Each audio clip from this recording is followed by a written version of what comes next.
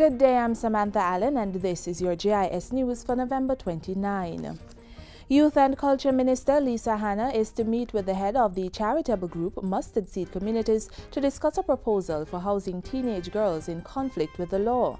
Monsignor Gregory Ramkisoon has reportedly suggested a plan that involves his charity housing the girls now being held in adult prisons.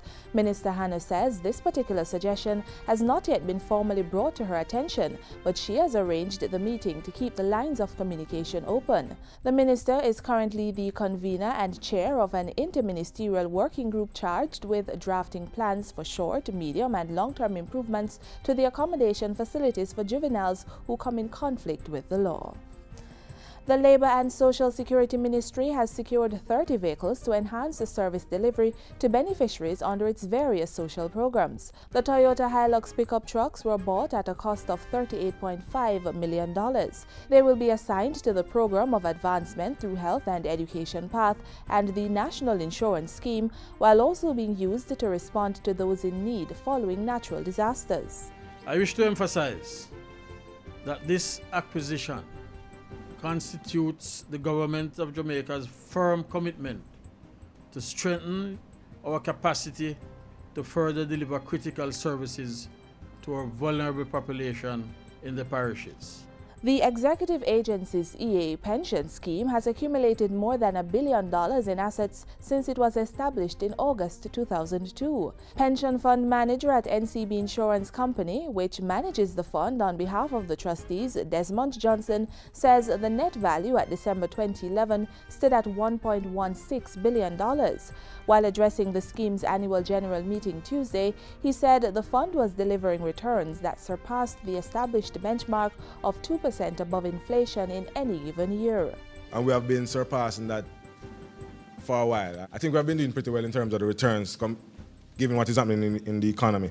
The fund manager disclosed that more than 50% of the funds were invested in government paper and 30% in equities, with less than 10% channeled into lease financing. Students and faculty at the Gregory Park Primary School in St. Catherine are now enjoying the benefits of a $39 million rehabilitation project. The Jamaica Social Investment Fund, JSIF, managed the work as part of the EU-funded Poverty Reduction Program PRP2. Among other things, a 100-meter block wall and drainage system were built, damaged doors and windows were replaced, the driveway paved, new lighting fixtures installed, and the buildings were freshly painted. At the handing over ceremony, head of operation for the EU delegation in Jamaica, Jesus Oros Bagena, said his organization was committed to investing in Jamaica's education sector. Education unlocks the door that leads to opportunities for children to improve their lives and to have a better Jamaica. So supporting schools is an investment in Jamaica's future. JSIF supplied the bulk of the funds, while residents contributed the equivalent of $10 million in areas such as electricity and discounted labor. And finally, the successful Pins of Pride introduced in June as part of the Jamaica 50 celebrations are now being introduced to all schools at a discounted rate.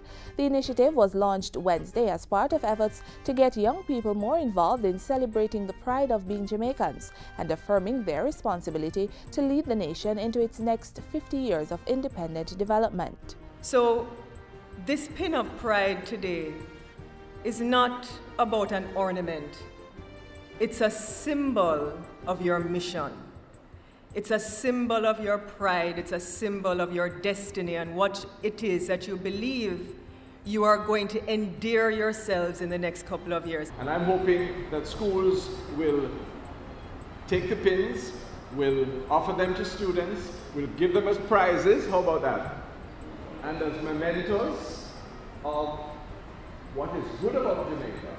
Schools, alumni and parent-teachers associations are encouraged to purchase the pins at the discounted rates and use the profits of the sale for fundraising towards school initiatives. And that's it for JIS News Today. I'm Samantha Allen. Thanks for watching.